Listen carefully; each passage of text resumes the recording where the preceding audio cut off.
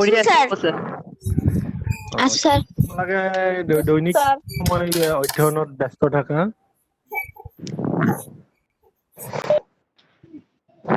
ছাত্ৰীসকল তোমালোকে দৈনন্দিন জীৱনত প্ৰতিদিনে কিমান সময় অধ্যয়নৰ লগত পাৰ কৰা কিমান সময় পঢ়া তোমালোকে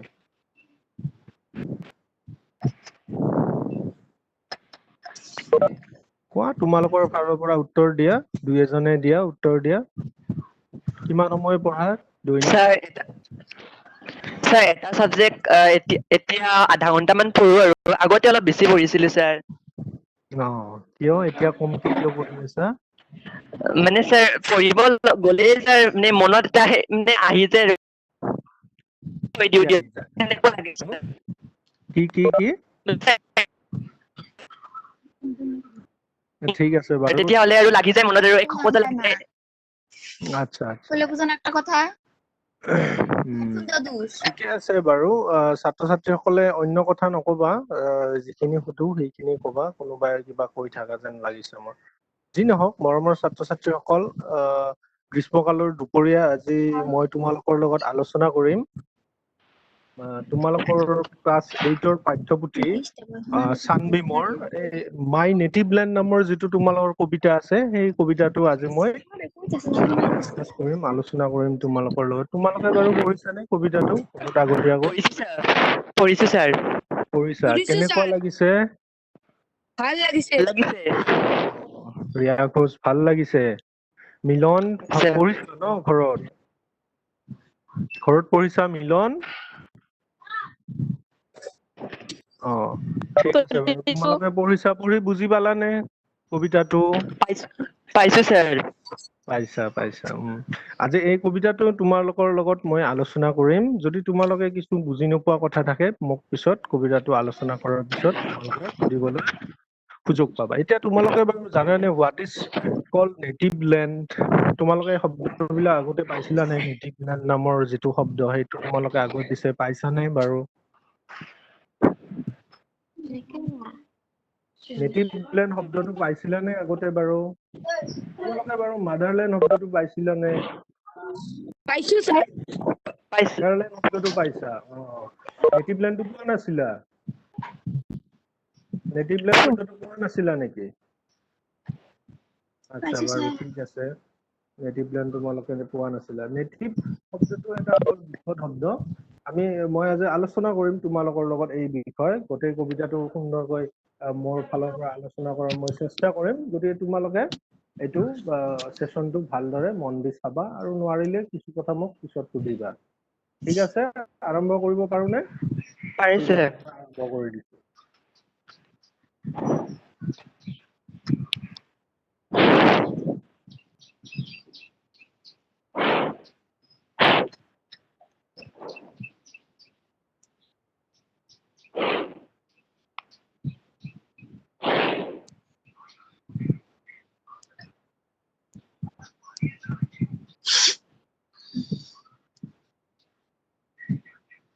মৰমৰ ছাত্ৰ ছাত্ৰীসকল তোমালোকে মোৰ স্ক্ৰীনখন দেখা পাইছানে বাৰু স্ক্ৰীনখন দেখিবলৈ পাইছানে মোবাইলৰ স্ক্ৰীনখন নাই হোৱা স্যাৰ স্ক্ৰীন শেয়াৰিং নাই পোৱা স্যাৰ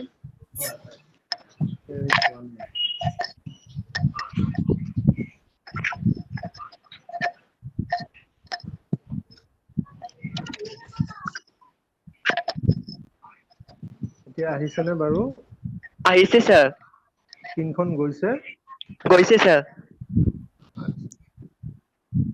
গৈছে স্যাৰ পাঠটো আলোচনা কৰিম ৰবা অলপ সময় লাগিব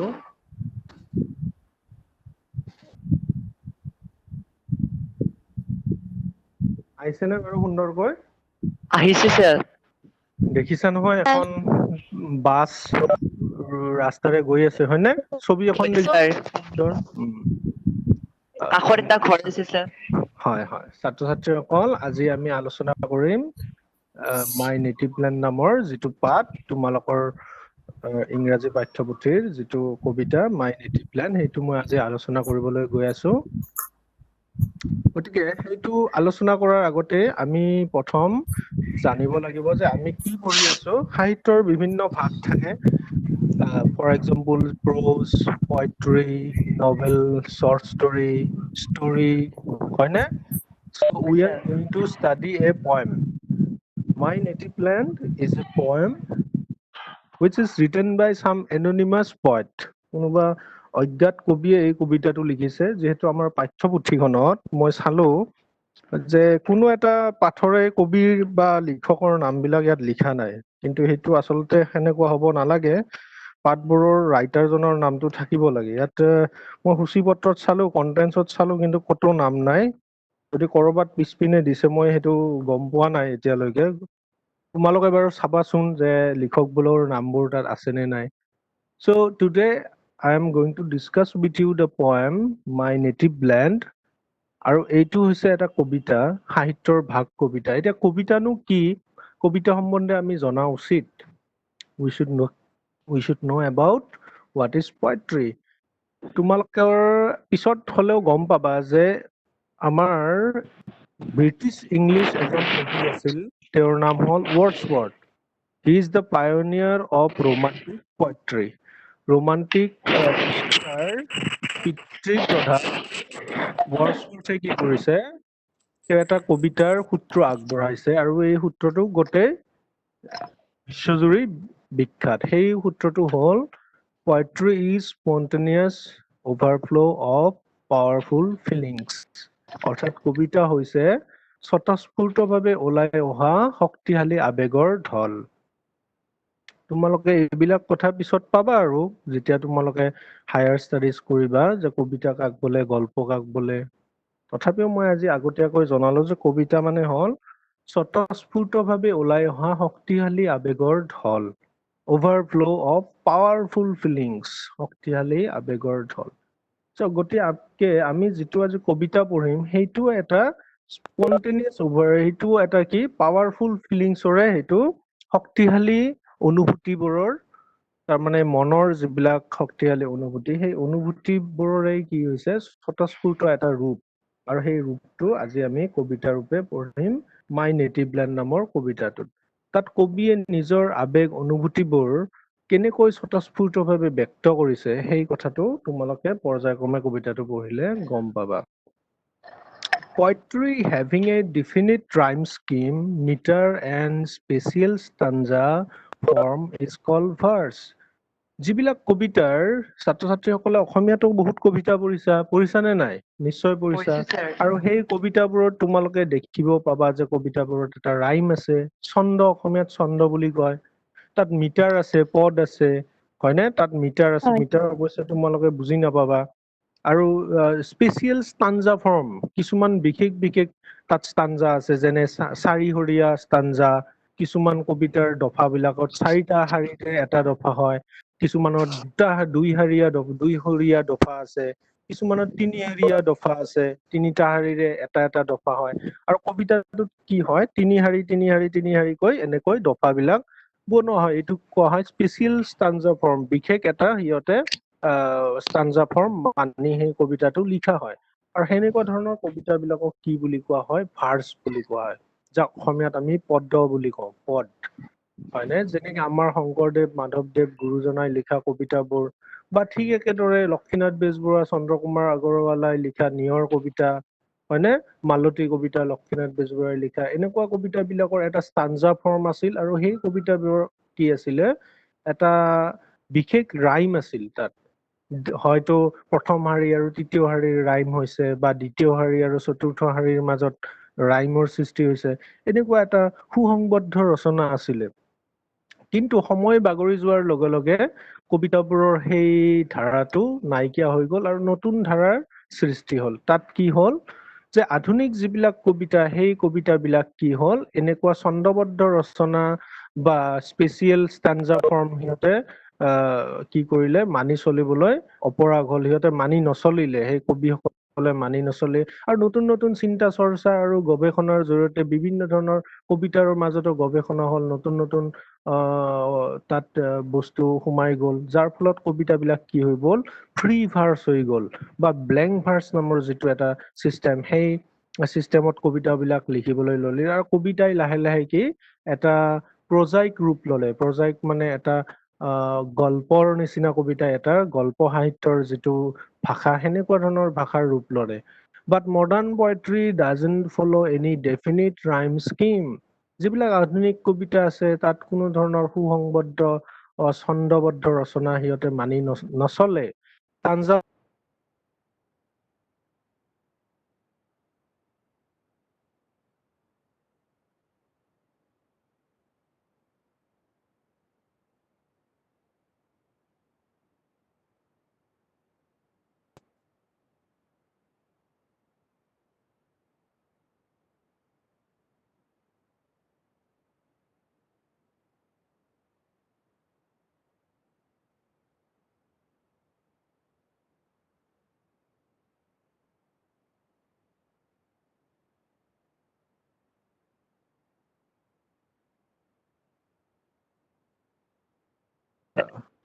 এতিয়া নাই স্যাৰ ৰবা বস্তুটো কাটি গ'ল গম পাইছো এইবাৰ আহিছে দিয়ক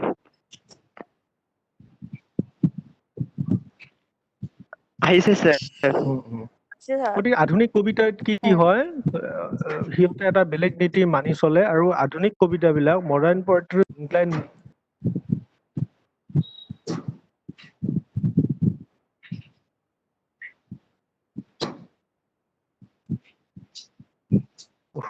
very difficult Yes, sir. আৰু গ'ল ন ফোন আহি আছে মোৰ সেইকাৰণে এনেকুৱা অৱস্থা হৈ আছে হৈছে কৰা কিবা চিষ্টেম আছে নে তোমালোকে জানানে এই সময়ত ফোনটো কাটি দিলে ফোনটো কাটি দিলেও সেনেকুৱাই হয় আচ্ছা সমকে ফোনটো এটা ৰিপ্লাই দি থৈ দিওঁ ইজি আছে স্ক্ৰীনখন আহিছে নে বাৰু এইবাৰ আহা নাই স্যাৰ হা নাই ৰবা এই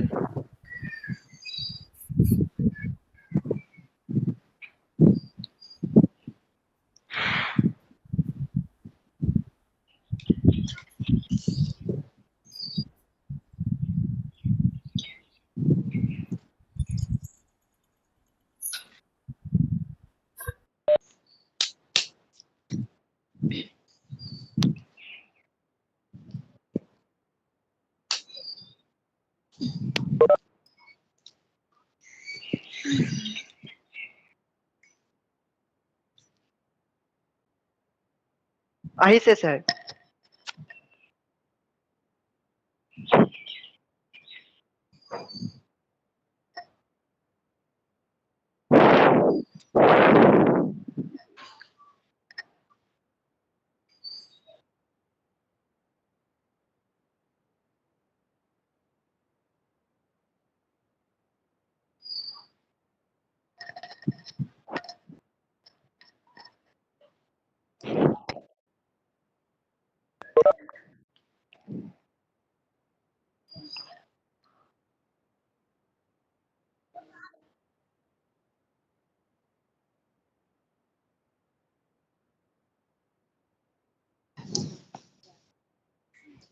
Hello, sir.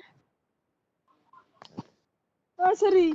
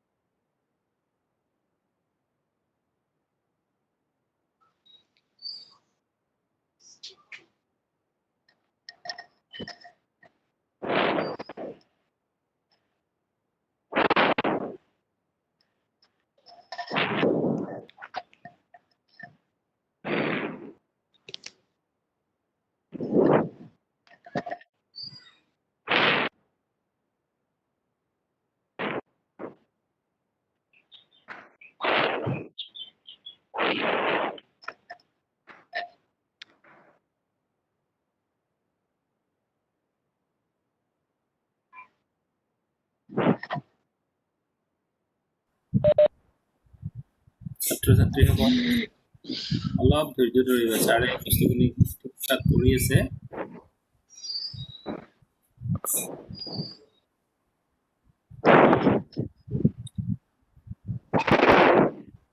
ছাৰে ৰেডি কৰি আছে আমাৰ ৰিপ্লেচ কলিতা নেকি? তো মৰমৰ ছাত্ৰ ছাত্ৰীসকল অসুবিধাৰ বাবে অতি দুখিত যে আধুনিক কবিতাবোৰ মোৰ যদি মাতটো শুনা নাযায় প্লিজ কৈ দিব কাৰণ মাইকটো কেতিয়াবা অফ হৈ আছে এতিয়া ঠিকে আছে ছাৰ। হয় হয় বাৰু আধুনিক কবিতাবোৰ কি হৈছে সিহঁতে আধুনিক কবিবিলাকে আধুনিক কবিতাবোৰত সিহঁতে ব্লেংক ভাৰ্চ তাৰমানে সিহঁতে কোনো ধৰণৰ পদৰ নীতি মানি নচলেই ছন্দবদ্ধ ৰচনা মানি নচলি সিহঁতে কি কৰে কবিতা ৰচনা কৰে যাৰ ফলত কবিতাবিলাক কি হৈছে গল্পৰ নিচিনা অলপ ৰূপ লৈছে গল্পৰ ভাষাৰ নিচিনা ৰূপ লৈছে এতিয়া যেহেতু আমি নেটিভ লেণ্ডৰ কথা পঢ়িম এই কবিতাটোত সেইকাৰণে অলপ আমি নেটিভ লেণ্ডৰ বিষয়ে জানিলো যে নেটিভ লেণ্ড মানে কি native land refers to that land where one is born এজন ব্যক্তি য'ত জন্ম লাভ কৰে সেই ঠাইখিনিকে তাৰ নেটিভ লেণ্ড বা স্থানীয় ভূমি বুলি আমি যাক কওঁ আৰু নেটিভ শব্দটোৰ বিভিন্ন ধৰণৰ অৰ্থ আছে সেইবিলাক তোমালোকে পিছত গৈ গম পাবা যেনে নেটিভ মানে এবৰিজিনেল এক জাতিৰ এটা মানুহৰ জাতিটোক বুজায় যিসকলে আমি যাক খিলঞ্জীয়া বুলি কওঁ অসমীয়াত সেই নেটিভ মানে খিলঞ্জীয়াও বুজায় এতিয়া নেটিভ লেণ্ড মানে খিলঞ্জীয়া ভূমিও বুজাব এতিয়া নেটিভ মানে য'ত জন্ম লাভ কৰে এজন ব্যক্তিয়ে সেই ঠাইখনকো নেটিভ লেণ্ড বুলি ক'ব গতিকে বিভিন্ন ধৰণৰ অৰ্থ আছে নেটিভ লেণ্ড আমি সাধাৰণতে আমি মাতৃভূমি বুলিয়ে আমি বুজি ল'ম আজিৰ এই কবিতাটোত native land is one's motherland আৰু নেটিভ লেণ্ডটো আমাৰ বাবে বৰ ইম্পৰ্টেণ্ট হয় it is important because one learns about civilization language history culture and cherishes them all his life native land lies great impact on overall development of human being চোৱা আমাৰ যিখন মাতৃভূমি আছে আমাৰ যি আমাৰ যিখিনি স্থায়ী ভূমি আছে আমাৰ নিজৰ ঠাই এই নিজৰ ঠাইখনে আমাৰ মাজত এটা বিৰাট ব্যাপক প্ৰভাৱ সৃষ্টি কৰে কাৰণ আমি তোমালোক যেতিয়া ডাঙৰ হৈছা আমি যেতিয়া ডাঙৰ হৈছো তেতিয়া আমি এই আমাৰ নেটিভ লেণ্ডৰ আমাৰ এই খিলঞ্জীয়া ঠাইখনৰ সভ্যতা ইয়াৰ ভাষা ইয়াৰ বুৰঞ্জী ইয়াৰ সংস্কৃতি আমি লগত লৈ ডাঙৰ হৈছো আৰু সেনেকুৱা ধৰণৰ ভাৱধাৰা মানসিকতাৰে আমাৰ কি হৈছে জীৱনটো আমি গঢ় দিবলৈ সক্ষম হৈছো সেইকাৰণে নেটিভ লেণ্ডে আমাৰ বিকাশত এটা অভাৰঅল ডেভেলপমেণ্টত আমাৰ মানুহৰ অভাৰঅল ডেভেলপমেণ্টত যিকোনো জাতিৰেই হওক এতিয়া আমেৰিকাৰ কথা ক'লে আমেৰিকাৰ ভূমি তাৰ সংস্কৃতি সভ্যতা সেই মানুহবিলাকৰ মাজত এটা ব্যাপক প্ৰভাৱ পেলাব ঠিক একেদৰে আমাৰো আমাৰ অসমৰ কথা ক'লে অসমৰ যিটো ভাষা সংস্কৃতি ইয়াৰ যি পৰিৱেশ প্ৰকৃতি ই আমাৰ বিকাশত এক গুৰুত্বপূৰ্ণ ভূমিকা পালন কৰে আৰু এইবিলাক কথা আমি কবিতাটোৰ মাজত পাম বিচাৰি পাম one's identity lies in his her native land এজনৰ পৰিচয় তেওঁৰ নেটিভ লেণ্ডৰ মাজতে সোমাই থাকে তেওঁৰ স্থানীয় যি ভূমি খিলঞ্জীয়া ভূমিৰ মাজতে তেওঁৰ নিজৰ পৰিচয়টো লুকাই থাকে আমি যে অসমীয়া আমি যে ভাৰতীয় আমাৰ এই ভাৰতৰ সংস্কৃতি ভাৰতৰ ভূগোলৰ মাজতে আমাৰ মানে কি নিজৰ পৰিচয়টো লুকাই আছে যে আমি পৰিচয় দিব লাগিলে আমি অসমীয়া বুলি পৰিচয় দিওঁ আমি পৰিচয় দিলে ভাৰতীয় বুলি দিওঁ আমি পৰিচয় দিলে বৰপেটীয়া বুলি পৰিচয় দিওঁ গতিকে আমাৰ যিবিলাক পৰিচয় আমাৰ ভূমিৰ লগত আমাৰ স্থানীয় ঠাইৰ লগত কি হৈ আছে আমাৰ পৰিচয়টো ওতঃপ্ৰোতভাৱে জড়িত হৈ আছে আৰু আমাৰ স্থানীয় ভাষা সাহিত্য সংস্কৃতি পৰিৱেশৰ প্ৰভাৱ আমাৰ কি হয় পৰিচয় গঠনত ই সহায় কৰে ই প্ৰভাৱ পেলায় আমাৰ পৰিচয়টো গঠন কৰাত সহায় কৰে গতিকে এই সকলোবোৰ কবিতা কথাবিলাক আমি মাই নেটিভ লেণ্ড নামৰ কবিতাটোত পাম তো এতিয়া আমি বেছি সময় নষ্ট নকৰিব মাই নেটিভ লেণ্ড নামৰ যিটো কবিতা আছে তোমালোকৰ সেই কবিতাটোৰ ফালে আগবাঢ়িছো এই কবিতাটোৰ অথৰশ্বিপ অৰ্থাৎ ইয়াৰ লেখক বা কবিজন এননিমাছ অৰ্থাৎ ইয়াৰ নামটো আমি এতিয়ালৈকে গম পোৱা নাই ছাত্ৰ ছাত্ৰীসকল এইবাৰ কবিতাটোৰ ফালে তোমালোকে ভালদৰে নিজৰ পাঠ্যপুথিৰ লগত ৰিজাই চাবা আৰু শব্দবোৰ উচ্চাৰণ বা কবিতা আচলতে পঢ়া নহয় কবিতাটো কি হয় কবিতা ৰিচাইট কৰা হয় ৰিচাইট কৰা আৰু পঢ়াৰ মাজত পাৰ্থক্য আছে আমি প্ৰোজ বিলাক সাধাৰণতে পঢ়ো কিন্তু কবিতাবিলাক আমি পাঠ কৰো এতিয়া কেনেকে পাঠ কৰে সেই বহুত মানুহ আছে কবিতা পাঠত অতি পাৰ্গত আবৃত্তি কৰিব পাৰে কিন্তু মই ধৰো নোৱাৰো তোমালোকেও ধৰা কমকে পাৰা কিন্তু ভাল ব্যক্তিয়ে ভালদৰে পাঠ কৰিব পাৰে কিন্তু মোৰ পাঠ কৰাতে ভুল হ'ব পাৰে গতিকে তোমালোকে বেয়া নাপাবা My native land. He asked me, এইটো তোমালোকে এনোটেশনৰ ৰিকুৱেষ্টটো পঠাই নাথাকিবা, থাকিলে কি হয় Montaj Ali please don't send the annotation request, তেতিয়া মই স্ক্ৰীনখন দেখা নোপোৱা হৈ যাম। My native land, he asked me, the old man by the street, blind, lonely and poorer than me, tell me what my land is like. Have you understood the lines? তোমালোকে বুজিছানে লাইনবোৰ?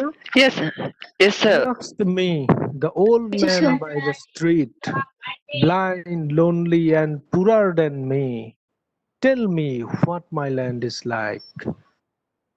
গতিকে নিশ্চয় ইয়াত কবিতাটো কেনেকৈ আৰম্ভ হৈছে তোমালোকে নিশ্চয় ভাবি চাব পাৰিছা যে কবিতাটো এটা কথোপকথন। কবিতাটো হ'ল এক কথোপকথন, এক ডায়লগ। ইয়াত দুজন ব্যক্তিৰ মাজত এটা ডায়লগেৰে আৰম্ভ হৈছে। ডায়লগ মানে কথোপকথন। এজন মানুহৰ ডায়লগ নাথাকে, দুজন মানুহ যেতিয়া থাকিব তেতিয়া ডায়লগ হয়। এজন ব্যক্তি আন এজন ব্যক্তি কি সুধিছে সেইটো আমি ইয়াত চাবলৈ চেষ্টা কৰিম। এক্সকিউজ মি, এক মিনিট ৰ'ব।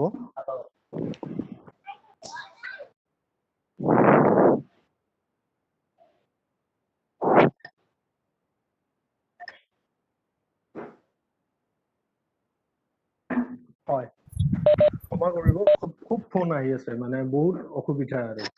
ঠিক আছে, এজন ব্যক্তিয়ে আন এজন ব্যক্তিক কি কৰিছে, এটা ডায়লগ সুধিছে, এটা কথোপকথনেৰে কবিতাটো আৰম্ভ হৈছে। এইটো এটা মন কৰিবলগীয়া কথা যে কবিতাটো এটা dialog.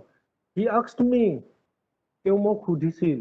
The old man by the street, কোনে সুধিছিল মোক? কোনে মোক সুধিছিল? He asked me, the old man by the street, কোনে মোক সুধিছিল? তেওঁ হ'ল এজন বৃদ্ধ ব্যক্তি। বাই দ্য ষ্ট্ৰীট অৰ্থাৎ বাটত থকা এজন বৃদ্ধ লোকে মোক সুধিছিল। এতিয়া সেই বৃদ্ধ লোকজন কেনেকুৱা আছিল তাৰ ডেছক্ৰিপশ্যনটো দিছে। Blind, lonely and poorer than me, যিজন ব্যক্তি ব্লাইণ্ড আছিলে অৰ্থাৎ অন্ধ আছিল, লোনলি অকলশৰী আছিল, এণ্ড পুৰাৰ দেন মি, আৰু মোতকৈও তেওঁ কি আছিল? দুখীয়া আছিল। পুৰাৰ, পুৰাৰ পুৰেষ্ট। গতিকে ল'ৰা ছোৱালী বিলাকে, ছাত্ৰ ছাত্ৰীসকলে এইবিলাক শব্দ চাব লাগিব যে পুৰাৰ পুৰেষ্ট, এইটো হৈছে ডিগ্ৰী। এইটো এডজেক্টিভৰ ডিগ্ৰী চেঞ্জ হৈছে, এইটো হ'ব কম্পাৰেটিভ ডিগ্ৰী। পুৰাৰ দেন মি, যিজন মোতকৈও বেছি কি আছিল? দুখীয়া আছিল। সেই ব্যক্তিজন কেনেকুৱা আছিল? হাউ ৱাজ দ্য অল্ড মেন, সেই অল্ড মেনজন কেনেকুৱা আছিল? Blind, lonely, Blind, lonely and and poorer poorer than me. not me. তোমাতকৈতো নহয়, তুমি মি বুলি ক'ব নোৱাৰা, তেতিয়া তুমি ক'ব লাগিব poorer than him or poorer than her বা poorer than the poet. বুজিলানে? poorer than the poetও ক'ব পাৰা। Okay, sir. এতিয়া কি হ'ব? তেওঁ কি সুধিছিল? হি আস্কড মি, তেওঁ মোক সুধিছিল। এইটো এটা নিৰেশ্যন। হি আস্কড মি, এইটো ৰিপৰ্টিং ক্লজ, আৰু ৰিপৰ্টেড ক্লজটো হ'ব tell me what my land is like. Inverted কমাৰ ভিতৰত আছে, দেখিছানে বাৰু? যে ৰিপৰ্টেড ক্লজবোৰ ইনভাৰ্টেড কমাৰ ভিতৰত থাকে। Tell me what my land is like, কোৱাচোন মোক মোৰ এই ভূমিখন কেনেকুৱা, মোৰ এই মাতৃভূমিখন কেনেকুৱা, মোক অলপ কোৱাচোন। হয়নে? তোমালোকে কিতাপত দেখিছা যে এজন ককা দেউতাৰ বয়সৰ ব্যক্তি আৰু এজনী সৰু ছোৱালী আছে, হয়নে? হয়, sir. আছেনে নাই? আছে, sir. তাৰমানে এই বৃদ্ধ ব্যক্তিজনে এই সৰু ছোৱালীজনীক সুধিছে, কিন্তু আমি ইয়াত ধৰি ল'ব নোৱাৰো যে এইজন ছোৱালী নে ল'ৰা, ধৰিব নোৱাৰো। ইয়াত যদিও ছোৱালী দিছে, ছোৱালী বুলি আমি ধৰিব নোৱাৰো। এতিয়া এক্সপ্লেনেশ্যন অফ দ্য ষ্টাঞ্জা 1, প্ৰথম ষ্টাঞ্জাটোৰ মই এক্সপ্লেনেশ্যনটো কৈ দিছো। The poem is a dialogue between a child and a roadside old man, এজন বাটৰ কাষৰ বৃদ্ধ ব্যক্তি আৰু এজন শিশুৰ মাজত এইটো এটা ডায়লগ, এটা কবিতাটো আৰম্ভ হৈছে। The old man is blind, lonely and poorer than the child, আৰু অল্ড মেনটো, এই অল্ড মেন গৰাকী কেনেকুৱা মানুহজন? তেওঁ অন্ধ, অকলশৰীয়া আৰু শিশুটোতকৈও দৰিদ্ৰ, দুখীয়া। The child pitied on his condition. শিশুগৰাকী কি কৰিছে এই বৃদ্ধ ব্যক্তিগৰাকীৰ এনেকুৱা অৱস্থা দেখি তাই দুখ পাইছে তাই বা সি দুখ পাইছে because child doesn't have any gender, it is a দুখ পাইছে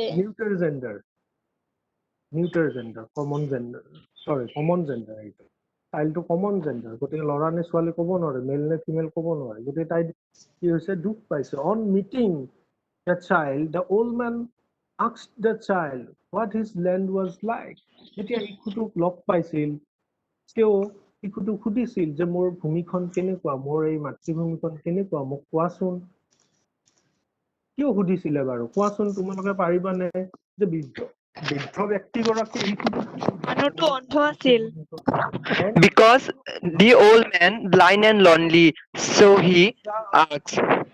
Yes. The old man was blind. He couldn't see what his motherland is like. He wanted to know from the child. He wanted to know about his motherland, the native land, as he couldn't see. বুজিলানে ছাত্ৰ-ছাত্ৰীসকল এতিয়া মই দ্বিতীয় stanzaটোলৈ দ্বিতীয় stanzat কি কৈছে breathe I said breathe deep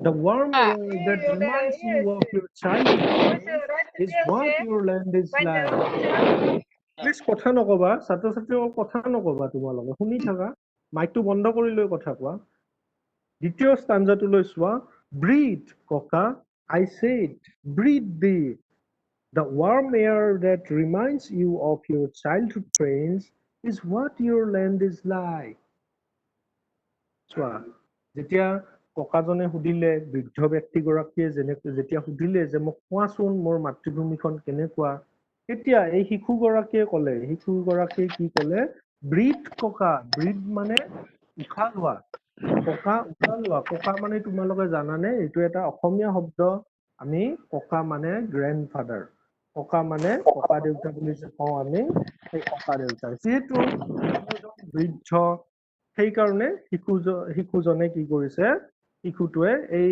ব্যক্তিগৰাকীক ককা বুলি সম্বোধন কৰিছে তোমালোকে ইয়াত আচাৰ ব্যৱহাৰৰ কথাও শিকিব পাৰিবা যে মানুহক আমি সদায় সম্বোধন কৰি মাতিব লাগে সেইকাৰণে ইয়াত ইয়াত শিশুটোৱে কৈছে ব্ৰীথ ককা তুমি উশাহ লোৱা I said মই কৈছো breathe deep আপুনি দকৈ উশাহ লওক মানে ডাঙৰকৈ উশাহ লওক the warm air that reminds you of your childhood friends is what your land is like আপুনি উশাহ লওঁতে যিটো গৰম বতাহ পাইছে আপুনি উশাহত যিটো গৰম বতাহ অনুভৱ কৰিব পাৰিছে যিটো গৰম বতাহে আপোনাক নিজৰ শৈশৱৰ বন্ধুবিলাকৰ কথা মনত পেলাই দিছে আমাৰ ভূমিখনো আপোনাৰ মাদাৰলেণ্ড গৰম বতাহেৰে উষ্ম বতাহেৰে ই আবৃত এতিয়া উষ্ম বতাহ আৰু চাইল্ডহুড কি এনেকুৱা সম্বন্ধ আছে যে উল্লেখ কৰিছে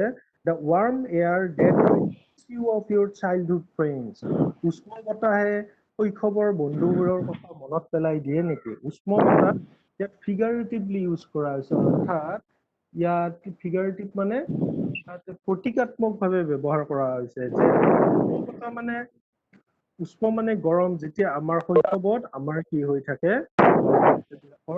গাত কি থাকে উষ্ম সিহঁতৰ শক্তি থাকে গতিকে আপুনি যেতিয়া উষ্ম বতাহ সেৱন কৰিব তেতিয়া সেই উষ্ম বতাহে আপোনাৰ সেই শৈশৱৰ সৌৰ্যবীৰ্যৰ কথা মনত পেলাই দিব গতিকে আপোনাৰ ভূমিখনো সেনেকুৱা সৌৰ্য বীৰ্য বা গৰিমাৰে সমৃদ্ধ সেনেকুৱা আপোনাৰ মাদাৰলেণ্ডখন উষ্ম বতাহ মানে ইয়াত গৰম বতাহৰ কথা যদিও আমি সাধাৰণতে ভাবিছো ইয়াত গৰম বতাহক বুজোৱা নাই ইয়াত উষ্ম বতাহক বুজোৱা নাই উষ্ম বতাহৰ দৰে আমাৰ সেই জীৱনক বুজাইছে আমাৰ সেই ভূমিখনক বুজাইছে যি সদায় উষ্ম অৰ্থাৎ উষ্ম মানে য'ত বিভিন্ন ধৰণৰ শক্তি থাকে আমাৰ ভূমিত শক্তি আছে আৰু সেই শৈশৱৰ বন্ধুবিলাকক মনত পেলাই দিছে সেই শক্তিয়ে কাৰণ শৈশৱ কালত আমাৰ দেহত বহুত শক্তি থাকে এনাৰ্জি থাকে আমি দৌৰি ফুৰো ঘূৰি ফুৰো স্ফূৰ্তি থাকে আমাৰ মনত গতিকে আমাৰ দেশখনো সেনেকুৱা যে স্ফূৰ্তিলা আমাৰ দেশখন কি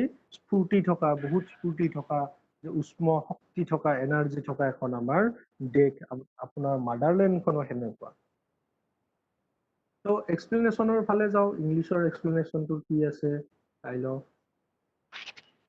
The child addresses the old man as Papa, meaning grandfather, and told him to breathe deep, which also implies to listen carefully. So breathe deep means to listen carefully. টান কৰি উশাহ লোৱা মানে গভীৰভাৱে উশাহ লোৱা মানে আপুনি গভীৰভাৱে শুনক কেয়াৰফুলি আপুনি সযত্নে আপুনি অনুধাৱন কৰক The child knew that the old man became fatigued traveling alone. শিশুজনে গম পাইছিল যে এই ব্যক্তিগৰাকীয়ে old man বহু সময় ভ্ৰমণ কৰি সি ভাগৰি পৰিছে The child said that his land is like warm air. তেওঁৰ ভূমিখন গৰম বতাহৰ নিচিনা উষ্ম বতাহৰ নিচিনা That reminded him of his childhood, যিয়ে তেওঁৰ শৈশৱৰ কথা মনত পেলাই দিয়ে The phrase warm air is symbolically used to refer the childhood funny days. শৈশৱৰ সেই আনন্দময় দিনবোৰৰ কথা এই warm airটোৱে সূচাইছে প্ৰতীকাত্মকভাৱে সূচাইছে শৈশৱৰ যিটো স্ফূৰ্তি তাক বুজাইছে শৈশৱৰ যিটো এনাৰ্জি শক্তি সেইটোক বুজাইছে গতিকে আমাৰ দেশখন এনেকুৱা শৈশৱৰ শক্তিৰ নিচিনা এতিয়া বুঢ়া মানুহৰ বৃদ্ধ মানুহৰ শক্তি নাথাকে আমি যদি কওঁ আমাৰ দেশখন বৃদ্ধৰ নিচিনা দেশ তেনেহলে কি বুজাব ই ভাল কথা নুবুজাব কাৰণ আমি ওল্ড এজটোক পাৱাৰলেছ বুলি কওঁ শক্তিহীন গতিকে আমাৰ শিশুবিলাকে হৈছে আমাৰ দেশৰ কি ভৱিষ্যত গতিকে আমাৰ দেশখন সেনেকুৱা শক্তিশালী দেশ য'ত শক্তি থাকে So the child said the land is like warm air সেইকাৰণে warm airৰ ভূমি বুলি কৈছে তাৰ পিছৰ ষ্টাঞ্জাটোলৈ চাওঁ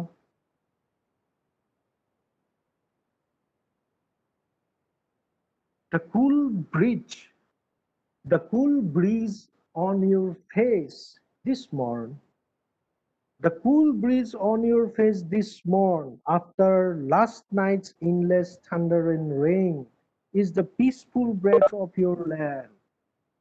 কি কৈছে চোৱা The old breeze on your face this morn, the cool breeze on your face this morn after last night's endless thunder and rain. ধৰিব পাৰিছানে ছাত্ৰ ছাত্ৰীসকল কি বুজাইছে The cool breeze on your face তোমাৰ মুখত যিটো শীতল চেঁচা সেমেকা বতাহ কেতিয়াৰ বতাহটো এইটো After last night's endless thunder and rain যোৱা ৰাতিৰ অবিৰত বজ্ৰপাত আৰু বৰষুণৰ পিছত আজি ৰাতিপুৱা যোৱা ৰাতিৰ কি হৈছিলে ঠাণ্ডাৰ আৰু ৰেইন হৈছিলে অৰ্থাৎ বজ্ৰপাত আৰু প্ৰচণ্ড বৰষুণ হৈছিলে তাৰ পিছত ৰাতিপুৱাৰ যিটো কোমল বতাহ সেই কোমল বতাহটো আপুনি মুখত যেতিয়া অনুভৱ কৰিব পাৰিছে সেই কোমল বতাহটো হ'ল কি peaceful breath of your land সেই কোমল বতাহটোৱে হৈছে তোমাৰ ভূমিৰ শান্তিময় উশাহ গতিকে ককাজনে সুধিছিলে যে মোৰ ভূমিখননো কেনেকুৱা মোক কোৱাচোন তেওঁ কৈছে যে আপোনাৰ ভূমিৰ উশাহটো হৈছে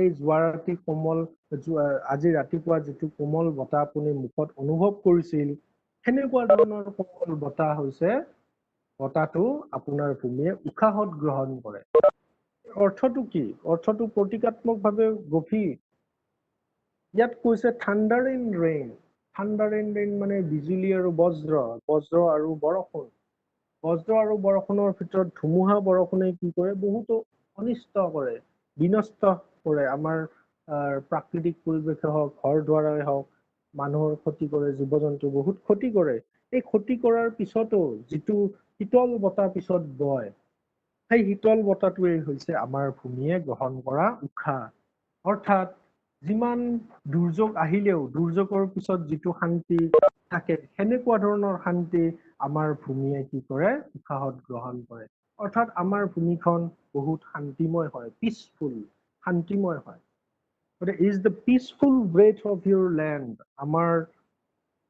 ইউৰ লেণ্ড আপোনাৰ ভূমিৰ পিচফুল ব্ৰেথ মানে শান্তিময় উশাহ সেই কুল ব্ৰিজটোৱে হৈছে শান্তিময় উশাহ গতিকে বহুত কবিয়ে কবিতাটো লিখোতে বহুত প্ৰতীক ব্যৱহাৰ কৰিছে ছাত্ৰ ছাত্ৰীসকলে ভালদৰে যেতিয়া আৰু 2, 3, 4 বাৰ অধ্যয়ন কৰিবা কবিতাটো তোমালোকে কি কৰিব পাৰিবা ইয়াৰ অৰ্থটো গূঢ় অৰ্থটো অনুধাৱন কৰিব পাৰিবা এতিয়া তৃতীয় stanzaটোৰ অৰ্থটো আমি অলপ এক্সপ্লেনেশ্যনটো চাই লওঁ In this stanza, the child informs the old man that the land is like a cool breeze that suits everyone.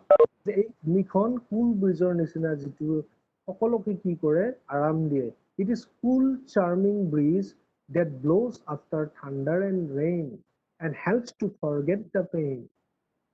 যে বিজুলী আৰু বজ্ৰ অহাৰ পিছত বিজুলী বৰষুণ অহাৰ পিছত যিটো শীতল বতাহ বয় সেই শীতল বতাহটোৱে কি কৰে আমাক আমাৰ দুখ দুৰ্দশাবোৰ পাহৰাবলৈ কি কৰে আমাক সহায় কৰে হয়নে আৰু সেই ব্ৰেডটোৱে হৈছে আৰু সেই কুল ব্ৰিজটোৱে হৈছে আমাৰ মাটিয়ে লোৱা আমাৰ এই ভূমিয়ে লোৱা উশাহ It is compared to peaceful breath of the native land. আৰু এই কুল ব্ৰিজক আমাৰ মাতৃভূমিৰ পিচফুল শান্তিময় উশাহ বুলি কবিয়ে তুলনা কৰিছে ছাত্ৰ ছাত্ৰীসকলে বুজি পাইছানে তৃতীয় stanzaটো পাইছো স্যাৰ পাইছো স্যাৰ পাইছানে কিবা অসুবিধা হৈছে নেকি বুজাতে নাই হোৱা স্যাৰ পোৱা নাই 1 2 3 তিনটা stanza আমি গলো এতিয়া তিনটা stanza বুজাতে কিবা অসুবিধা হৈছে নে বাৰু হোৱা নাই স্যাৰ পোৱা নাই বুজি পাইছা পাইছো স্যাৰ আচ্ছা বাৰু ঠিক আছে তেনেহলে আমি নেক্সট পাইছো স্যাৰ stanzaলৈ আগবাঢ়ি যাওঁ হ'বনে চতুৰ্থ হ'ব স্যাৰ stanzaলৈ আগবাঢ়ি গৈছো The contented gargling of that little baby tied to her mother's sturdy back is the soil of which your land is made. The contented gargling of that little baby tied to her mother's sturdy back. গতিকে contented gargling মানে কি contented means satisfied gargling means মাৰমাৰিং বা আমি অসমীয়াত যে কওঁ সৰু ল'ৰা ছোৱালীয়ে খেকখেকাই হাঁহি থাকে কণ্টেন্টেড মানে চেটিছফাইড এটা বেবীয়ে যেতিয়া ভালদৰে খাব পায় তাৰ পেটটো যেতিয়া ভৰি থাকে তেতিয়া সি কি কয় সন্তুষ্টিৰে সি কি কৰি থাকে কলকলাই থাকে কলকলাই নহয় কলকলাই থাকে আৰু সেই কলকলাই থকা সন্তুষ্টিৰে কলকলাই থকা এই সৰু এটা বেবীৰ নিচিনা যিটো বেবী কি কৰা হৈছে মাকৰ পিঠিত ধুনীয়াকৈ সুন্দৰভাৱে উঠি আছে সেনেকুৱা ধৰণৰ হৈছে আমাৰ ভূমিৰ মাটিখিনি is the soil of which your land is made সেনেকুৱা সন্তুষ্টিময় কি হৈছে soil মানে জানানে তোমালোকে কি soil মানে ভূমি of which your land is made যিটো ভূমিৰে তোমাৰ মাতৃভূমিখন নিৰ্মিত গঠিত গতিকে আমাৰ মাতৃভূমিখন কেনেকুৱাকে নিৰ্মিত এক ধৰণৰ মাটিৰে নিৰ্মিত যিটো মাটি কেনেকুৱা কণ্টেন্টেড মিন্স চেটিছফাইড আৰু কণ্টেন্টেড মানে চেটিছফাইডো বুজাইছে আৰু কণ্টেন্টেড মানে য'ত বিভিন্ন ধৰণৰ খনিজ পদাৰ্থৰে পৰিপূৰ্ণ গতিকে আমাৰ ভূমিখন কেনেকুৱা বিভিন্ন খনিজ পদাৰ্থৰে ই কি পৰিপূৰ্ণ কণ্টেন্টেড যেনেকুৱাকে এটা শিশুৱে ভালদৰে খাব পায় যেতিয়া সি সন্তুষ্টিৰে মাকৰ পিঠিৰ ওপৰত উঠি থাকে ঠিক একেদৰে আমাৰ মাতৃভূমিৰ যিখিনি সইল তাৰ মানে ভূমি মাতৃভূমিৰ ভূমি সেই ভূমিখিনিও কেনেকুৱা কণ্টেন্টেড অৰ্থাৎ ইয়াতেতো আমি চেটিছফাইড বুলি ক'ব নোৱাৰো ইয়াতে আমি ক'ব লাগিব ভূমিখন কেনেকুৱা মাতৃভূমিৰ আমাৰ মাটিখিনি কেনেকুৱা বিভিন্ন গুণেৰে সমৃদ্ধ ইয়াত মাতৃভূমিত বিভিন্ন ধৰণৰ খনিজ সম্পদৰে কি হৈ আছে পৰিপূৰ্ণ হৈ আছে পাইছানে এইখিনি কথা বুজি এক্সপ্লেনেশ্যনটো লৈ চাও ইংলিছত sir. Then the child tells sir, the old man that the soil of his native land is rich and prosperous. তাৰপিছত শিশুজনে কৈছে যে আপোনাৰ মাতৃভূমিৰ মাটিখিনি rich and prosperous চহকী আৰু সমৃদ্ধশালী The poet has used the image of contented mumbling of a baby কবিয়ে কি কৰিছে এটা ইমেজ চিত্ৰকল্প এটা ইউজ কৰিছে আৰু সেইটো কিহৰ চিত্ৰকল্প সেইটো কন্টেন্টেড মামলিং অফ এ বেবি এজন সন্তুষ্টি লাভ কৰা শিশুৰ মামলিং অৰ্থাৎ কলকলনি অন মাদাৰ্স বেক মাকৰ পিঠিত উঠি থকা এজন সন্তুষ্টি লাভ কৰা শিশুৰ কলকলনিৰ চিত্ৰ এটা তেওঁ চিত্ৰকল্প এটা ব্যৱহাৰ কৰিছে আৰু সেই চিত্ৰকল্পটোৱে এইটোকে বুজাইছে যে আমাৰ জন্মভূমিৰ যিখিনি ভূমি সেই ভূমিখিনিও কেনেকুৱা ৰিচ চহকী প্ৰস্পাৰাছ আৰু কণ্টেন্টেড অৰ্থাৎ ইয়াত বিভিন্ন ধৰণৰ সমল প্ৰাকৃতিক উপাদান ইয়াত জড়িত হৈ আছে বা সোমাই আছে আমাৰ ভূমিক লৈ আমি খুবেই ছেটিছফাইড এনেকুৱা কথাটো তেওঁ কবিয়ে আমাক বুজাবলৈ চেষ্টা কৰিছে the baby is happy as because it is well fed শিশুটো হেপী কাৰণ তাক ভালদৰে অন্ন খোৱা হৈছে তাক ভালদৰে আহাৰ খোৱা হৈছে সেইকাৰণে বেবীটো হেপী আৰু সেইকাৰণে সি মাকৰ পিঠিত উঠি কলকলাই আছে our land is also' like this mother who feeds us to contentment আমাৰ ভূমিখনো এনেকুৱা এজন মাতৃৰ নিচিনা যিয়ে আমাক কি কৰে খুৱাই হু ফিডছ আছ টু কণ্টেণ্টমেণ্ট মানে ছেটিছফেকশ্যন সন্তুষ্টি লাভ কৰালৈকে আমাক খুৱাই অৰ্থাৎ আমাৰ মাতৃভূমিত বিভিন্ন ধৰণৰ শস্য উৎপাদন হয় ইয়াত বিভিন্ন ধৰণৰ প্ৰাকৃতিক সমল আমাৰ মাটিত উপস্থিত আছে পেট্ৰলিয়াম কয়লা ইত্যাদি হয়নে গতিকে আমাক এই বিভিন্ন শস্য উৎপাদন কৰিও আমাক খুৱায় গতিকে আমাৰ মাতৃভূমিখন এখন সেনেকুৱা ধৰণৰ মাতৃভূমি যে কণ্টেন্টেড গাৰ্গলিং বেবীটোৰ নিচিনা আমাৰ মাতৃভূমিখন বুজি পাইছা ছাত্ৰ ছাত্ৰীসকল হেল্ল' স্যাৰ পাইছো পাইছো স্যাৰ সুবিধা হৈছে নেকি আৰু শিকিম এবাৰ নাই হোৱা স্যাৰ ঠিক আছে পিছৰ ষ্টাঞ্জাটোলৈ আগবাঢ়ি গৈছো stanza Saba. The chorus of the cuckoo and sparrows as they play around the treetops near is what shapes your native land. The chorus of the cuckoo and sparrows as they play around the treetops near is what shapes your native land.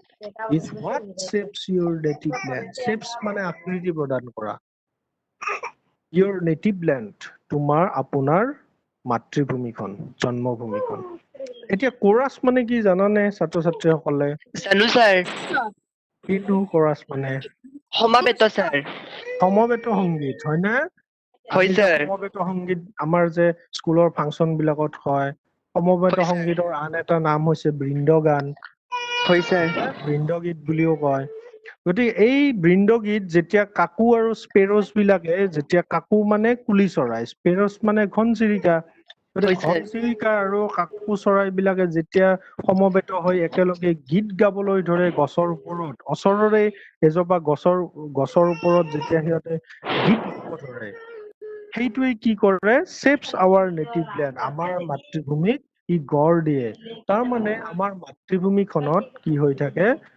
এনেকুৱা এখন সুন্দৰ মাতৃভূমি য'ত কি হৈ থাকে প্ৰকৃতিৰ গান সদায় শুনা পোৱা যায় কিহৰ কাকু আৰু স্পেৰো চৰাই আৰু এই চৰাই দুটাই প্ৰকৃতিক প্ৰতিনিধিত্ব কৰে আৰু এই স্পেৰো আৰু কাকু চৰাইৰ যিটো কোৰাছ বৃন্দগান সেই বৃন্দগান সিহঁতে ক'ত গায় এৰাউণ্ড দ্য ট্ৰি টপছ নিয়াৰ ওচৰেৰে থকা গছৰ ওপৰত সিহঁতে যেতিয়া এই কোৰাছ গায় সেই গীতেই কি কৰে শেপছ ইয়ৰ নেটিভ লেণ্ড আমাৰ মাতৃভূমিক কি কৰে গঢ় দিয়ে অৰ্থাৎ আমাৰ মাতৃভূমিখন কেনেকুৱা য'ত সদায় প্ৰকৃতিৰ বৰ্ণময় সংগীত কি হৈ থাকে সদায় বাজি থাকে বিভিন্ন ধৰণৰ প্ৰকৃতিৰ জীৱ জন্তু চৰাই চিৰিকটিৰে ভৰা আমাৰ মাতৃভূমিখন সেইটো কথাই এই শিশুজনে কি কৰিছে এই ককাজনক বুজাবলৈ বিচাৰিছে আৰু খুব সুন্দৰকৈ কাব্যিক ভাষাৰে শিশুজনে নিজৰ ককাকক এই ককাজনক বুজাইছে যিয়ে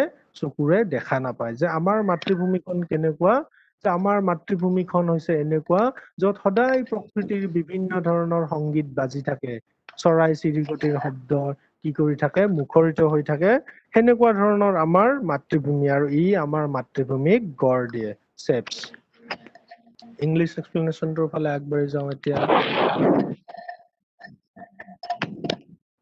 The child tells the old man that his native land is shaped by the tweets of the birds, especially cuckoo and sparrow. শিশুজনে এই বৃদ্ধ ব্যক্তিগৰাকীক কৈছে যে আমাৰ যিখন নেটিভ লেণ্ড সেই নেটিভ লেণ্ডটো কি হয় shaped by the tweets. tweets মানে চিহ্নি চৰাইৰ চৰাইৰ মাত টুইটছ মানে তোমালোকে শুনিছানে টুইটাৰ শুনিছানে যেনে ফেচবুক টুইটাৰ হয়নে এই টুইটাৰ শব্দটো Sir. ক'ৰ পৰা আহিছে টুইট শব্দৰ পৰাই টুইটাৰ শব্দটো আহিছে মানুহে যে কয় টুইট কৰিছে টুইট কৰা মানে চিহ্নি কৰা চৰাই যে চিহ্নি কৰে সেইটোকে টুইট কৰা বুলি কয় সেইকাৰণে টুইটাৰৰ যিটো চিম্বল তাত এটা চৰাই এনেকে চিহ্নি কৰাৰ নিচিনা এটা ফটো এটা দিয়া আছে তোমালোকে চাবা The land is shaped by the tweets of the birds. চৰাইৰ কি চৰাইৰ যিটো মুখৰিত শব্দ সেই মুখৰিত শব্দৰে আমাৰ ভূমিখন কি হয় shaped হয়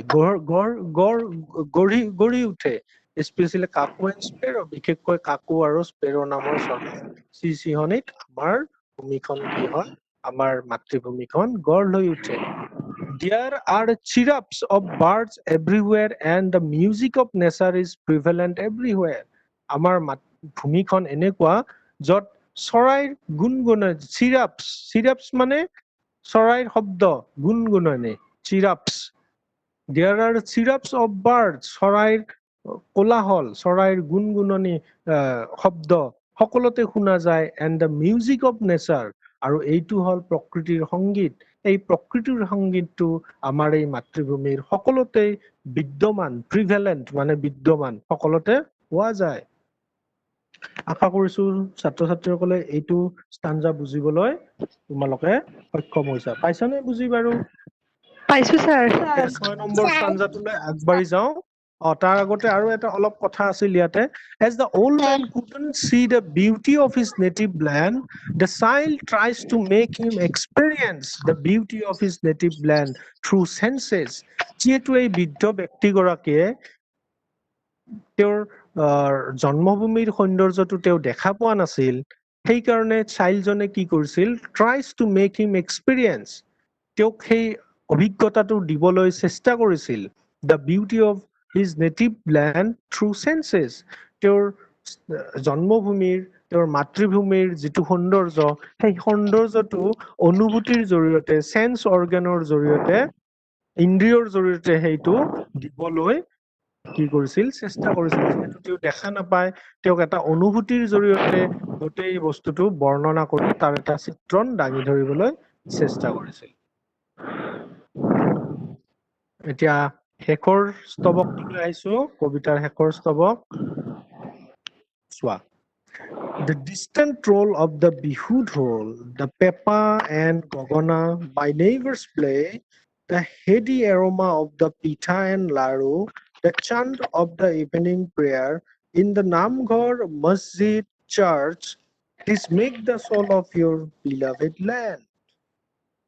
কি সুন্দৰ কথা কৈছে হয়নে তোমালোকে যদি পঢ়িছা বুজি পাইছা The distant roll of the bihu dhol গতিকে ইয়াত সংস্কৃতিৰ কথা কৈছে ইয়াত আমাৰ শিশুজনে এই বৃদ্ধ ব্যক্তিগৰাকী ওল্ড মেনগণক নিজৰ দেশৰ সংস্কৃতিৰ কথা কৈছে নিজৰ জন্মভূমিৰ সংস্কৃতিৰ কথা কৈছে যে বিহু ঢোলৰ শব্দ কেতিয়া পোৱা যায় গোটেই বছৰ পোৱা যায় নে বহাগ মাহত গোটেই বছৰ বাজে নেকি নাবাজে বহাগ মাহত বিহুৰ ঢোল বাজে গতিকে কৈছে যে দূৰৈত বাজি থকা বিহুৰ ঢোলৰ শব্দ The pepa and gogona my neighbors play মোৰ চুবুৰীয়া ব্যক্তিসকলে বজোৱা পেপা আৰু গগনা বিহু ঢোলৰ শব্দ এতিয়া কিহৰ পৰিৱেশ এতিয়া বহাগৰ পৰিৱেশ বহাগ বিহুৰ পৰিৱেশ গতিকে বহাগ বিহুটো অসমীয়া সংস্কৃতিৰ এটা অবিচ্ছেদ্য অংগ হয়নে গতিকে ইয়াত শিশুজনে কি কৰিছে ককাকক কৈছে বহাগ বিহুৰ সংস্কৃতিৰ কথা উনুকিয়াইছে যে এনেকুৱা আমাৰ মাতৃভূমিত কি হয় ঢোল বাজি থাকে পেপা বাজি থাকে গগনা বাজে এনেকুৱা আমাৰ শক্তিশালী সংস্কৃতি দ্য হেডি এৰোমা অফ পিঠা এণ্ড লাৰু হেডি মানে কি হেডি মানে উচ্চ খুব সুন্দৰ ভাল এৰোমা মিন্স সেন্ট গন্ধ অফ দ্য পিঠা এণ্ড লাৰু পিঠা আৰু লাৰুৰ আমোল মোলাই থকা গন্ধ গতিকে এটা এনেকুৱা ধৰণৰ পৰিৱেশ আমাৰ মাতৃভূমিত এনেকুৱা এটা পৰিৱেশ আছে যেতিয়া কি হয় বিহুৰ ঢোলৰ শব্দ পোৱা যায়, গগনাৰ শব্দ পোৱা যায়, পেঁপাৰ শব্দ পোৱা যায় আৰু লগতে পিঠা লাৰুৰ গন্ধ পোৱা যায়। পিঠা লাৰুৰ গন্ধই কি হৈ থাকে আমোল মলাই থাকে। এনেকুৱা এটা পৰিৱেশ আমাৰ মাতৃভূমিত আছে যি সময়ত এনেকুৱা এটা পৰিৱেশ সৃষ্টি হয় আৰু ই আমাৰ মাতৃভূমিৰ সংস্কৃতিৰ দিশটোক কি কৰিছে উদঙাই দিছে। তাৰপিছত তেওঁ আৰু কি কৰিছে the chant of the evening prayer in the namghar masjid church আৰু নামঘৰ মছজিদ চাৰ্চ মন্দিৰত হোৱা যিবিলাক কীৰ্তন চান্ট প্ৰেয়াৰ প্ৰাৰ্থনাৰ যিটো শব্দ ধ্বনি সেই ধ্বনিটো আমাৰ কি হয় এই ভূমিত শুনা যায়। গতিকে আমাৰ ভূমিখন কেনেকুৱা আমাৰ মাতৃভূমিখন হ'ল এখন এনেকুৱা মাতৃভূমি য'ত সন্ধিয়া কি হয় নামঘৰৰ দবা বাজি উঠে হয়নে মন্দিৰৰ ঘণ্টা বাজি উঠে মছজিদৰ নামাজৰ শব্দ শুনা পোৱা যায় আৰু চাৰ্চৰো কি হয় সেই সময়ত প্ৰাৰ্থনা আৰম্ভ হয়। গতিকে এনেকুৱা ধৰণৰ এখন ভূমিত আমি বাস কৰো অৰ্থাৎ য'ত বিভিন্ন ধৰ্মাৱলম্বী লোক একেলগে বাস কৰে আৰু সিহঁতে কি কৰে একেলগে একে সময়তে পূজা অৰ্চনা কৰে। আমাৰ সংস্কৃতিটো কেনেকুৱা সংস্কৃতি বহুত্ববাদী সংস্কৃতি ডাইভাৰ্চিটি মানে বিভিন্নতা আমাৰ মাজত বিভিন্নতা আছে। এনেকুৱা ধৰণৰ আমাৰ মাতৃভূমিখন য'ত বিভিন্ন ধৰণৰ জাতি বৰ্ণ ধৰ্মৰ লোক একেলগে বাস কৰে আৰু একেলগে বাস কৰাৰ পিছত তো সিহঁতৰ মাজত ঐক্যতা গঢ়ি উঠে। This make the soul of your beloved land আৰু সেইকাৰণে কবিয়ে শেষত কৈছে যে এইবোৰেই আমাৰ মৰমৰ মাতৃভূমিৰ আত্মাটো নিৰূপণ কৰে। Make the soul of your beloved land your বুলি কৈছে বাৰে বাৰে ইউৰ বুলি কৈছে কাৰণ ইয়াত শিশুজনে এই অল্ড মেনজনক কৈ আছে যে সেইকাৰণে কৈ আছে যে ইউৰ লেণ্ড ইউৰ বিলাভেড লেণ্ড তাৰমানে আপোনাৰ মানে মোৰো আপোনাৰ মাতৃভূমি মানে মোৰো মাতৃভূমি সেনেকুৱা অৰ্থত ইয়াত শিশুজনে এই বৃদ্ধ ব্যক্তিগৰাকীক কৈ আছে যে ঢোল পেঁপাৰ শব্দ গগনাৰ শব্দ লাৰু পিঠাৰ সুবাস আৰু সন্ধিয়া সময়ৰ যিটো প্ৰাৰ্থনাৰ যিটো শব্দ ধ্বনি এই ধ্বনিয়ে কি কৰে মছজিদ মন্দিৰ নামঘৰ গীৰ্জা এইবিলাকত যিটো প্ৰাৰ্থনাৰ শব্দ এই গোটেইবিলাকেই কি কৰে আমাৰ মাটিৰ আত্মাটো নিৰূপণ কৰে আত্মাটো ৰচনা কৰে। অৰ্থাৎ ইয়াৰ পৰা কি বুজা গৈছে নামঘৰ মছজিদ চাৰ্চ বুলি যেতিয়া কলো বিভিন্ন ধৰ্মাৱলম্বীৰ মানুহৰ কথা আমি বুজি পাইছো। তথাপিও এই ধৰ্মাৱলম্বী লোকৰ বাবে এই বিহু নামৰ যিটো আমাৰ সংস্কৃতি এইটো সকলোৱে পালন কৰে কাৰণ অসমৰ বিহুটো হৈছে কোনো ধৰ্মৰ লগত জড়িত নহয়। বিহুটো হৈছে অসমত বাস কৰা প্ৰতিজন ব্যক্তিয়ে বিহুক কি কৰে উৎসৱ হিচাপে পালন কৰে। অৰ্থাৎ এই বিভিন্ন ধৰণৰ ধৰ্মাৱলম্বী ব্যক্তিকো কি কৰিছে বিহুৱে কি কৰিছে একতাৰ বান্ধেৰে বান্ধ খুৱাই ৰাখিছে। পেঁপা অকল এটা ধৰ্মৰ লোকে নবজায় গগনা অকল এটা ধৰ্মৰ লোকে নবজায় ঢোলটো অকল এটা ধৰ্মাৱলম্বী লোকে নবজায় এইটো সকলোৱে বজাব পাৰে। পিঠা লাৰু অকল এটা ধৰ্মাৱলম্বীয়ে ব্যক্তিয়ে যে বনাব এক ধৰ্মাৱলম্বী লোকে যে বনায় এনেকুৱা নহয় সকলো মানুহে পিঠা লাৰু বনায় বহাগৰ সময়ত। উৎসৱ বিলাকৰ নামটো অলপ বেলেগ বেলেগ হ'ব পাৰে কিন্তু গোটেই প্ৰণালীটো চিষ্টেমটো একেধৰণে গতিকে সেইকাৰণে বিহুটোক কি বুলি কৰা হয় আমাৰ অসমৰ জাতীয় উৎসৱ বুলিও কোৱা হৈছে। গতিকে এই জাতীয় উৎসৱে কি কৰিছে আমাৰ সকলোকে একতাৰে দোলেৰে বান্ধ খুৱাই ৰাখিছে।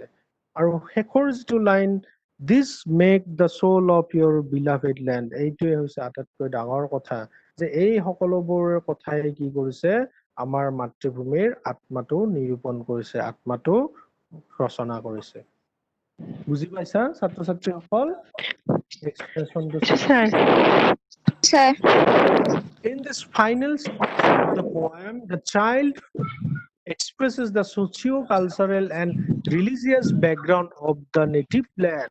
এই শেষ দফাটোত কি কৰিছে সামাজিক সাংস্কৃতিক আৰু ধৰ্মীয় যিটো পটভূমি আছে আমাৰ মাতৃভূমিৰ সেইটো তেওঁ উল্লেখ কৰিছে। The child expresses the spirit and soul of her native land to the blind old man.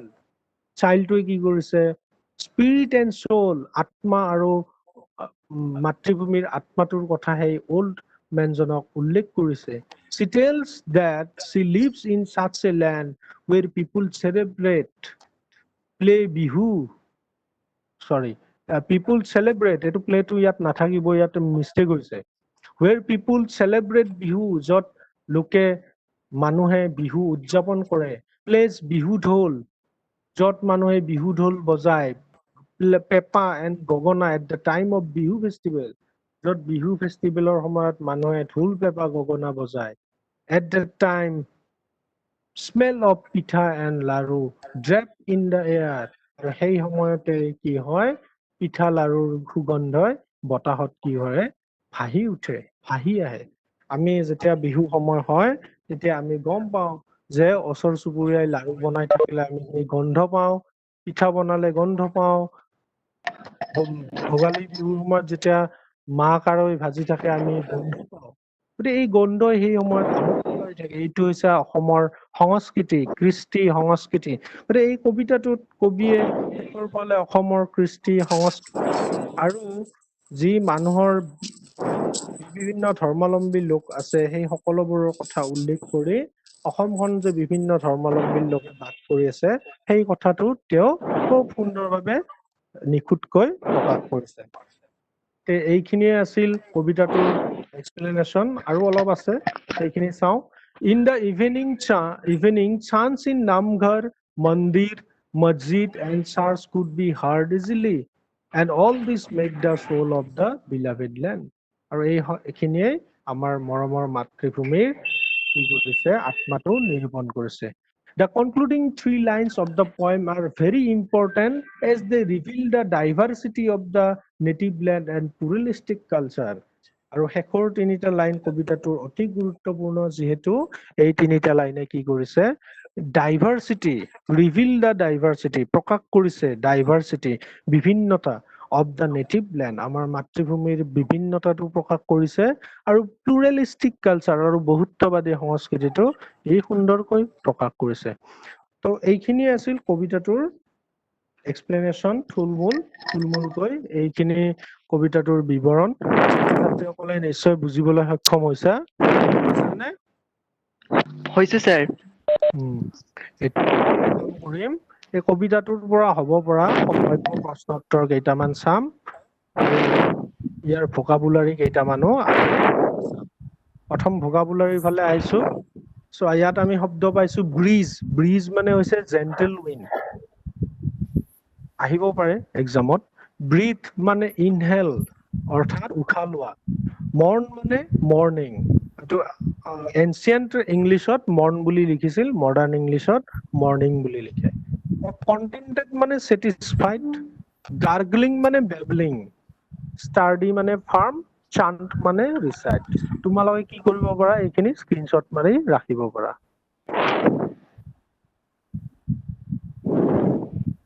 এতিয়া টেক্সুৱেল কুৱেশ্যনছ বিলাকৰ আহিছো।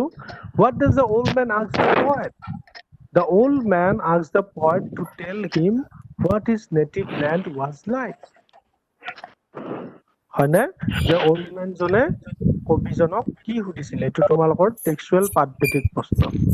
দ্বিতীয় প্ৰশ্নটো হ'ল, why does the old man ask the question to the poet? poetক old man প্ৰশ্ন কিয় সুধিছে? আনসাৰটো হ'ল, the old man is blind. He couldn't see his native land, so he asked the poet to tell him about his native land. ছাত্ৰ ছাত্ৰীসকলে screenshot মাৰি থব পাৰা এনসাৰখিনি।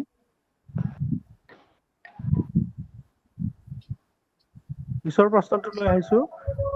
Why does the poet address the old man? What does that form of address mean? The poet addresses the old man as Koka. Koka means grandfather. Next question 2. Why does the poet ask the old man to breathe deep? জোৰকৈ উশাহ ল'ব কিয় কৈছিল? The poet asks the old man to breathe deep so that he can sense the warm air. হয়নে, যে উষ্ম বতাহৰ যাতে অনুভূতিটো তেওঁ ল'ব পাৰে, সেইকাৰণে জোৰকৈ উশাহ ল'ব কৈছিল। পিছৰ প্ৰশ্নটোলৈ আহিছো। With what does the poet compare the cool breeze on the old man's face? The poet compares the cool breeze on the old man's face with the peaceful breath of the land. Next question too. With what does the poet compare the contented gargling of the little baby? Answer to whole. The poet compares the contented gargling of the little baby with the soil of the land. থাকিবনে মনত? এইবিলাক screenshot মাৰি থৈ দিয়া, তোমালোকৰ ভৱিষ্যতে কামত আহিব পাৰিব। নেক্সট কুৱেশ্যনটোলৈ আহিছো।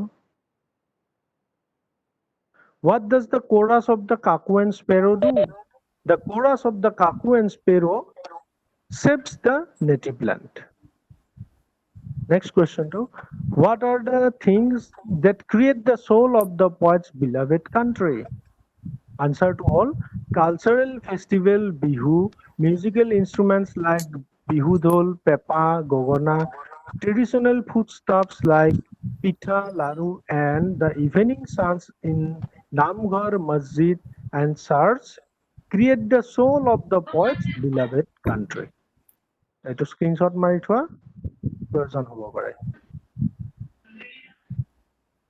ধন্যবাদ স্যাৰ। তো থেংক ইউ ভেৰি মাছ ছাত্ৰ ছাত্ৰীসকল। আজিৰ আলোচনাত, এই সংক্ষিপ্ত আলোচনাত এইখিনিয়ে মই তোমালোকৰ লগত আলোচনা কৰিলো, কবিতাটোৰ বিষয়ে আলোচনা কৰিলো। তাৰোপৰি পাঠ্যপুথিত থকা যিকেইটা কুৱেশ্যন আছে প্ৰথম অৱস্থাত নম্বৰতে, সেইকেইটা মই তোমালোকৰ লগত আলোচনা কৰিলো। আশা কৰিছো তোমালোকে এই আলোচনাৰ পৰা কিছু হলেও অলপ হলেও উপকৃত হৈছা। হয়নে? হৈছা নে কিবা উপকৃত? তেনেহ'লে ভাল কথা, হৈছা যদি ভাল কথা। তোমালোকে ঘৰত ভালদৰে অধ্যয়ন কৰিবা, আৰু যিহেতু সময় হয় সেইকাৰণে তোমালোকে ঘৰত আৰু ভালকে বিতংকে পঢ়িবা, আৰু নিজৰ স্কুলৰ শিক্ষাগুৰুসকলক পিছত যিবিলাক এক্সাৰচাইজ আছে তেওঁলোকৰ লগত সেইবিলাক আলোচনা কৰি, আৰু গ্ৰামাৰ আছে নহয়, নেৰেশ্যন আছে পিছফালে, নেৰেশ্যন বিলাক কেনেকে কৰে এইবিলাক তোমালোকে ভালদৰে জানি ল'বা। আৰু কবিতাটো নেৰেশ্যন, গম পাইছানে? কবিতাটো এক ধৰণৰ নেৰেশ্যন। লাষ্টত চোৱা, এটা উদ্ধকমাত কবিতাটো শেষ হৈছে, ব্ৰিথত আৰম্ভ হৈছে, ছেকেণ্ড পেৰেগ্ৰাফত আৰু লেণ্ডত শেষ হৈছে। গতিকে গোটেইখিনি নেৰেশ্যন ষ্টাইলৰে। গতিকে আজিলৈকে এইখিনিতে তোমালোকৰ এৰিছো। ইয়াৰ পিছৰ ক্লাছত তোমালোকে উপস্থিত থাকিবা, আৰু stop sharing.